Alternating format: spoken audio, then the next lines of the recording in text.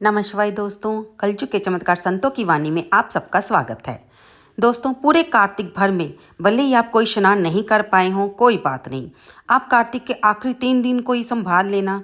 जी हाँ, पूरे कार्तिक में यदि हम दीपदान ठीक से नहीं कर पाए, बीच में रह गया या कोई आपका व्रत रह गया, आपसे कुछ भी मिस हो गया, नियम पूर्वक नहीं कर पाए, तो अपने आप में ग्लानि में मत आएं। आप कार्तिक के आखिरी दिन ही 3 दिन संभाल लीजिए। पूरे कार्तिक महीने का पुण्य खींचकर अपने आप आपके पास आएगा। जी हाँ, शास्त्रों में भगवान ब्रह्मा जी नारद जी से बता रहे हैं कि कार्तिक मास के शुक्ल पक्ष में जो अंतिम 3 दिन पुण्य तिथियां हैं, वे हैं त्रयोदशी, चतुर्दशी और पूर्णिमा। ये कल्याण करने वाली मानी गई है। देखिए, महाराष्ट्र और गुजरात में भले ही कार्तिक बाद में समाप्त होगा, लेकिन इन तिथियों की महिमा अभी भी है, यानी 13, 14 और 15 तारीख को। तो आप समझ लीजिए, अगर जी आप वीडियो लेट भी देख रहे हैं, आप 12 तक कोई नियम का पालन नहीं कर पाए, कोई व्रत नहीं रख पाए, 13 तारीख को देख रहे हैं, आप नहीं कर पाए, तो 13 तारीख की भी कोई बात नहीं, आप 14 और 15 2 तिथियों में कर लीजिए। 14 को 2 तिथियां एक साथ है, 13 भी है और 14 भी है, और 15 तारीख को पूर्णिमा है। तो देख लीजिएगा आप लोग, ये 3 दिन 13, 14 और 15 को अपना नियम पूर्वक कार्तिक स्नान कर लीजिए, दीपदान कर लीजिए, किसी कथा को पढ़ लीजिए, सुन लीजिए, गीता के किसी अध्याय को पढ़ लीजिए, विष्णु सहस्त्र नाम स्तोत्र का पाठ कर लीजिए। आप करें, कुछ भी करें, थोड़ा करें, लेकिन करें जरूर, क्योंकि त्रयोदशी, चतुर्दशी और पूर्णिमा कल्याण करने वाली मानी गई है। ये भगवान ब्रह्मा जी खुद ही कह रहे हैं, और ये अति पुण्य करनी संज्ञा है। सब पापों का नाश करने वाले ये दिन होते हैं। जो पूरे कार्तिक मास में स्नान करता है, वह इन्हीं 3 तिथियों में भी स्नान करके पूर्ण फल का भागी होता है। देखिए, कहने का अभिप्राय ये है कि भगवान ब्रह्मा जी की बात मानिए। आप पूरे कार्तिक में स्नान करते आए हैं, लेकिन अगर आप इन 3 तिथियों में स्नान नहीं करते तो आपको पुण्य फल पूरे का पूरा नहीं मिलता। और अगर आप पूरा मास स्नान दान नहीं कर पाए, आपने स्नान दान का नियम क्या होता है कि सुबह ब्रह्म मुहूर्त में तारों की छांव में उठकर स्नान का नियम लेना, गर्म पानी से नहीं नहाना, जो आपका नॉर्मल पानी है, जिसे चाहे हम ठंडा कह लें या नॉर्मल कह लें, उसी से नहाना। इसको स्नान दान कहा जाता है कि आपने स्नान का तप किया है, क्योंकि मौसम बदल रहा है। हम लोग आम जीवन में गर्म पानी से नहाना, कोसे पानी से नहाना शुरू कर देते हैं। तो ये स्नान का नियम होता है। अगर आप सारा महीना कार्तिक का स्नान करते रहे, लेकिन इन 3 तिथियों में नहीं किया, तो उसका आपको पूरा फल नहीं मिलेगा। इसलिए आपसे मेरी यही प्रार्थना है। समस्त वेद यही कहते हैं कि त्रयोदशी में समस्त वेद जाकर प्राणियों को पवित्र करते हैं, और जो स्नान दान का नियम इन 3 दिनों में भी निभाते हैं, या इन 3 दिनों को ही सिर्फ करते हैं, उनको भी स्नान दान का जो नियम का फल है वो मिलता है। त्रयोदशी को जो आप स्नान करेंगे, समस्त वेद आपको पवित्रीकरण प्राप्त करते हैं।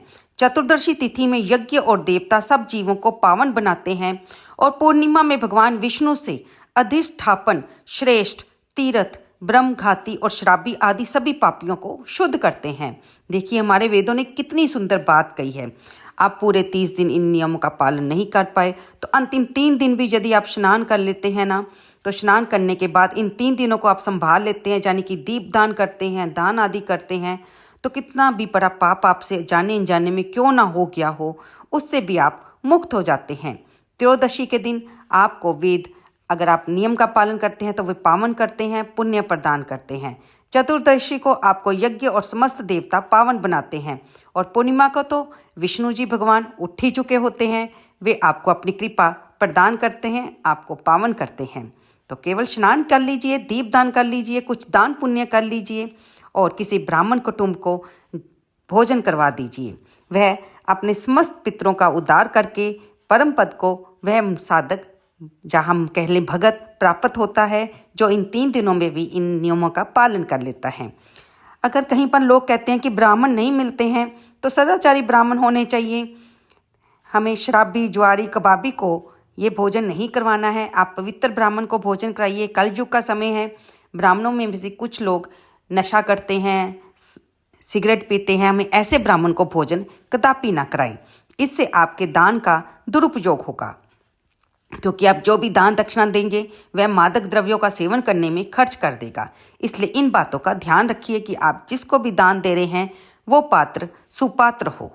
कार्तिक के अंतिम 3 दिनों में जो गीता का पाठ करता है उसे प्रतिदिन अश्वमेध यज्ञ का फल प्राप्त होता है। गीता जी के 7वें अध्याय का पाठ अगर आप करें तो वो आपके लिए बहुत ही ज़्यादा पुण्यदायी होगा, जिसे हम अपनी अगली वीडियो में अपलोड कर देंगे। जो इन तीनों दिन विष्णु सहस्त्र नाम स्तोत्र का पाठ करता है वह जल से कमल के पत्तों की भांति पापों में कभी लिप्त नहीं होता। विष्णु सहस्त्र नाम का स्तोत्र का पाठ भी आपको पुस्तिका बाजार में मिल जाएगी। तो हमारा ये वीडियो आपको सेंड करने का, अपलोड करने का यही मतलब है कि अभी तक कुछ नहीं किया तो अभी भी 3 दिन आपके पास है, तो आप इन 3 दिनों में अवश्य कुछ ना कुछ कर सकें तो बहुत ही अच्छी बात है। इन 3 तिथियों में ही सब पुण्य का उदय होता है और पूर्णिमा का तो विशेष महत्व है। पूर्णिमा को प्रातःकाल शौच आदि से निवृत्त होकर स्नान करें, स्वच्छ वस्त्र पहने और भगवान विष्णु का पूजन करें। 365 बाटी का दीप दान करें। किसी मंदिर में जाकर या तुलसी माता के पास भी आप कर सकते हैं, किसी पवित्र नदी के तट पर भी आप कर सकते हैं, बगीचे में भी कर सकते हैं।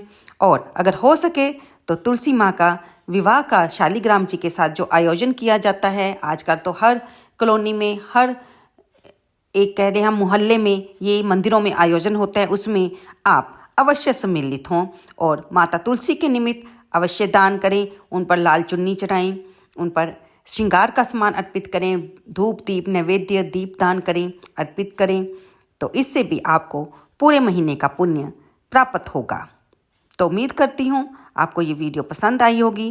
कृपया इसे लाइक करें, शेयर करें और कमेंट बॉक्स में जय श्री विष्णु हरि लिखना बिल्कुल ना भूलें। धन्यवाद दोस्तों।